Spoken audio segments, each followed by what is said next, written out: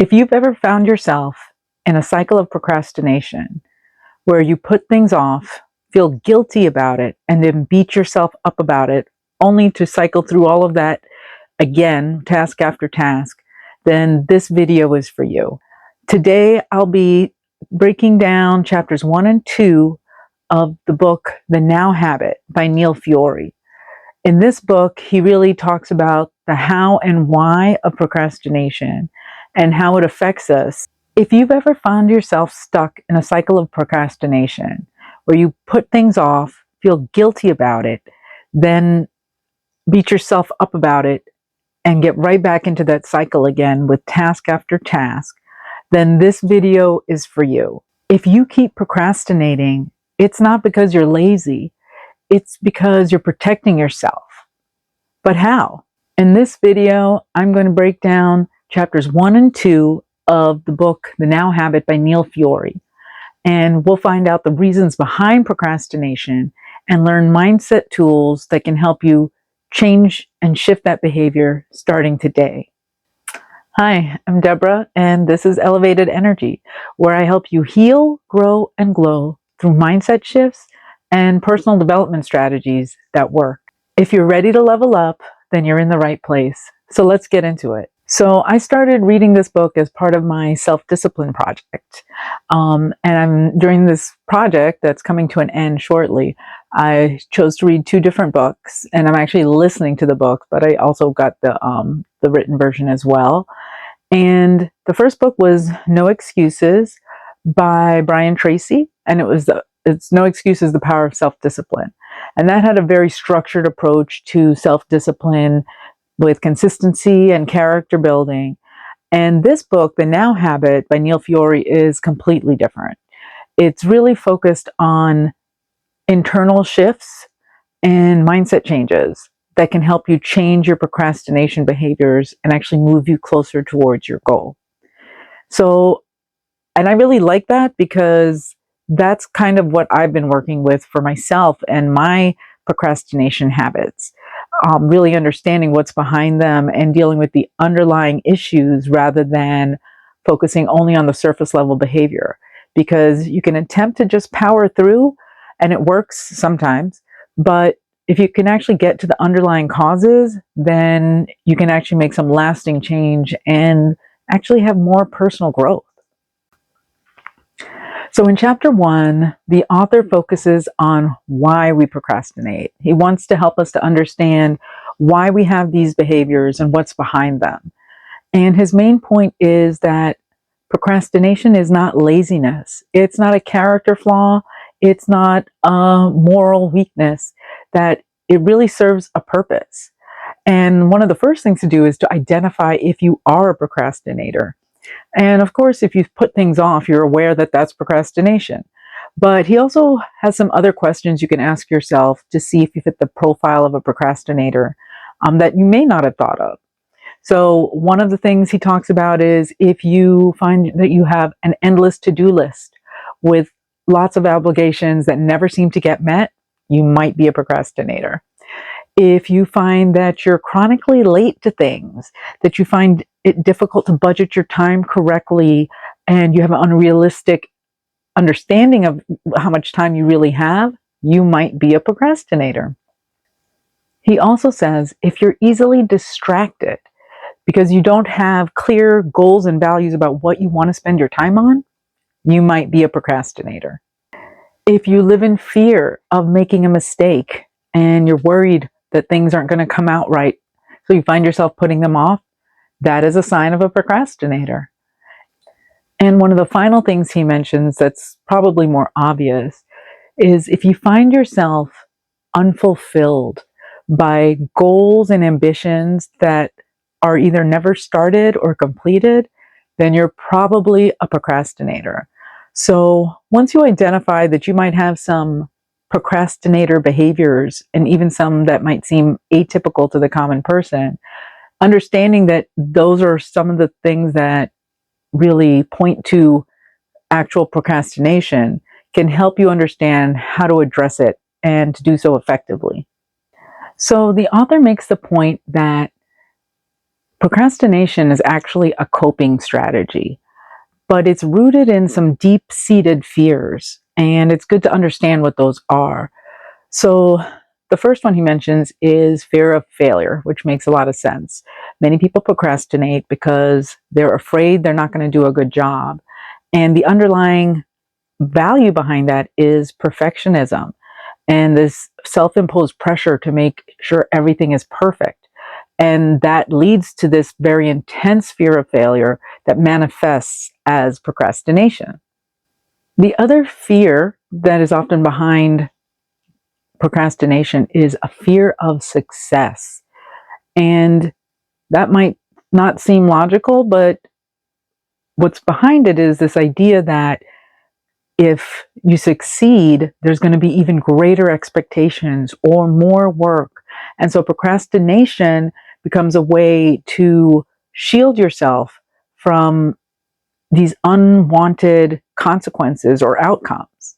The author is clear that both fear of failure and fear of success can lead to feelings of being judged or overwhelmed. And so procrastination becomes a way for us to manage those feelings in a way that we feel like is within our control. And it becomes also an excuse for whatever the outcome is. If we don't do a good job, if things don't come out perfectly, well, it's because I waited till the last minute. I didn't have enough time. And so we make excuses for ourselves ahead of time by procrastinating and giving ourselves less room to actually do a great job. In the book, he makes the point, which I really love, that is, you're not avoiding the task itself, you're avoiding the emotions attached to the task. The fear of being judged, the fear of success, the perfectionism, the fear of not being good enough. And so ultimately the way you want to deal with these fears is to create psychological safety so that you can feel safe enough to act. And so that's the premise of the book, is that procrastination comes from fear. And if you can create some sense of psychological safety, then you'll have the focus and the energy to actually move through your tasks, your habits, and not practice procrastinating. He really talks about how it's important to reframe procrastination. So many procrastinators feel guilty. They feel like they have a moral failing. They feel like a weak person because they procrastinate. And he emphasizes really reframing it as something that is not a moral failing, but really something that's protective. And it's an attempt by your mind to find a way to cope with the stress and the fear. And so by understanding that, you can actually teach yourself new ways of dealing with those behaviors and eliminating them. So one of the things to ask yourself is, what might procrastination be protecting me from? What purpose does your procrastination serve? So that's something that you can reflect on and journal about and see what kind of answers you come up with. So chapter 2 of this book is about how we procrastinate. And one of the things he talks about is the guilt procrastination cycle, or the stress pain cycle. And the idea is that we procrastinate, we feel guilty about it, and then we add in negative self-talk, we feel less motivated, and then we get stuck in this cycle where what the thoughts that we're thinking and how we're approaching everything is actually making us less motivated and causing us to procrastinate even more. External shoulds and internalized pressure leads to greater resistance to the tasks that we're avoiding. It leads to avoidance and guilt. And he has a great quote that I think really sums up the damage that guilt does in terms of helping us to move past procrastinating behaviors. He says, the more guilt that we feel, the less energy we have to act. So guilt is not a healthy emotion ultimately. It's okay to feel guilt, but then move through it, find ways to reduce the guilt, because guilt by itself is actually going to just keep us stuck in that cycle of procrastinating and feeling bad about ourselves and putting off more and more because we just don't feel good enough. So I really want to talk about the strategies in order to start changing this behavior today.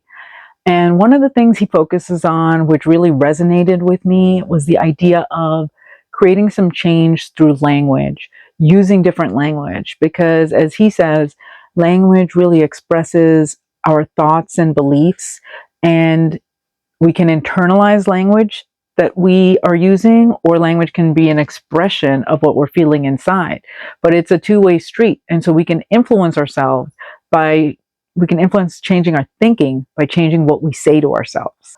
One of the things I really liked that he pointed out is that have to and should language really brings up a lot of resistance. It's so common for people to say, I have to do this, I should do that. And it's just common parlance, but we don't always recognize how that particular language is actually shaping how we feel about the task that we're wanting to do or attempting to do. Have to and should language really emphasizes that you're doing this against your will. It brings up a victim mentality, like you're being made to do something that you don't really want to do. And as a result, it brings up even greater resistance and sometimes a desire to rebel and assert your authority by not doing the thing that you're supposed to do, or by putting it off to the very last minute just so that you can exercise some form of agency and feel in control of the situation. So changing those have tos and shoulds is going to have a big impact on the way you think about what you have to do, and as a result, on your procrastinating behaviors.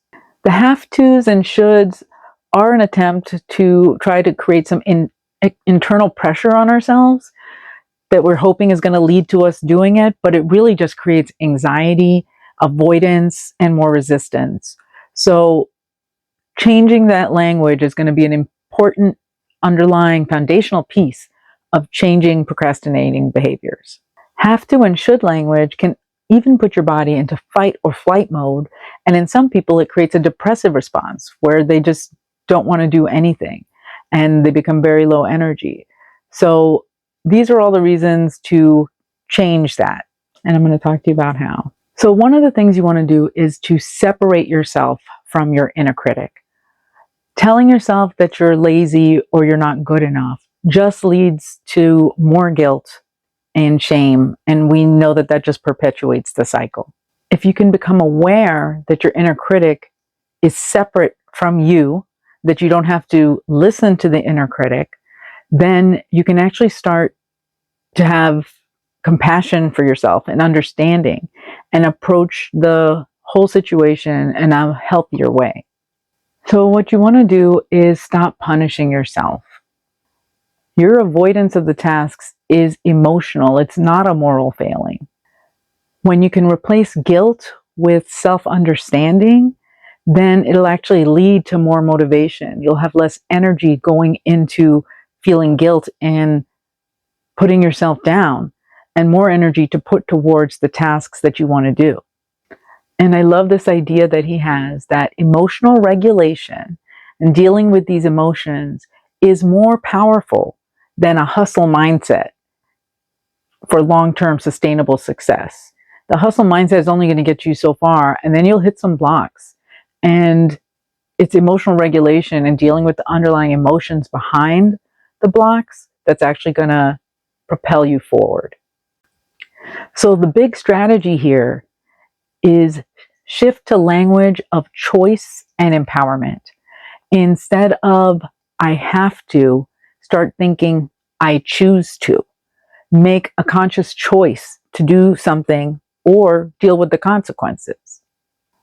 When you make a conscious choice, rather than telling yourself that you've been made to do something, it creates greater alignment between your internal thoughts and beliefs and the behavior that you want to perform. And that alignment means that your energy is more focused and you're going to be more effective, and you're not going to waste energy on guilt and resistance. So really changing your language is something that's very powerful and has a ripple effect on the way that you think and the behaviors you perform. Changing how you talk to yourself will actually change your procrastinating behaviors. Instead of calling yourself a procrastinator, give up that identity of being a procrastinator and instead view yourself as someone who's learning to cope with fear, because that's what's really going on. These small mindset shifts have ripple effects. They restore your sense of agency and empowerment and choice, so that you're not being made to do things, you're making a choice about what you do. And that allows you to move through tasks more easily with less resistance and actually make progress towards your goals. So, one of the takeaways here is that awareness is the beginning of changing these behaviors and changing your mindset. Begin observing yourself without judgment. Start to notice the thoughts that you think around different tasks and what kind of behaviors you see yourself performing or not performing around certain tasks. And that awareness is going to be the knowledge that's going to help you to look at your behaviors and your thoughts in a new way and make the changes that you want. Procrastination actually reveals your inner world. So if you've been feeling stuck and guilty and feel like you just keep getting in your own way, know that you're not broken, that you have fears that you need to address, and you need to create psychological safety in order for you to move past those fears. Procrastination is just a sign that a part of you wants and needs to feel safe. The more awareness that you bring to this part, the more power you gain to actually move forward. When we meet procrastination with understanding, that's when we can really change it. So that's it for my takeaways from chapters 1 and 2, which I found just, for me, they represented a mindset shift and just reframing how I think about procrastination. Even though I was familiar with some of the ideas, he really expounded on some in ways I hadn't really thought of and exposed me or validated other ideas. So that's it for my takeaways from chapters 1 and 2 of The Now Habit by Neil Fiore.